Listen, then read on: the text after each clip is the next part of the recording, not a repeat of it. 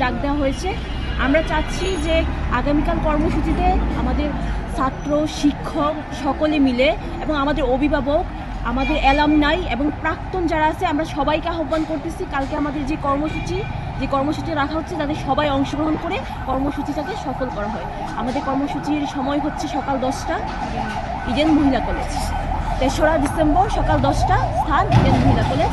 আমরা শিক্ষক, অ্যালামনাই, অভিভাবক এবং আমাদের প্রাক্তন আপু, বড় আপুরা যারা আছে সবাইকে আহ্বান করছি আপনারা কালকে আমাদের কর্মসূচিতে যোগদান করবেন। এবং কর্মসূচিটা হচ্ছে আচ্ছা কি লেখা আছে 24-25 স্টেশনে ক্লাস শুরু এবং ইডেনকে নারী শিক্ষার জন্য সংরক্ষিত রেখে অধ্যাদেশ জারি করা। যদি আপনাদের দাবিটা মেনে না নেওয়া হয়, মানে স্কুলিং পদ্ধতিতে বাতিল করে 24-25 সেশনে ক্লাসটা দ্রুত শুরু করতে হবে এবং ইডেন মহিলা যে 5টা দাবি আছে আমাদের, এই দাবিগুলো রেখে তারপর অধ্যাদেশ জারি করতে হবে।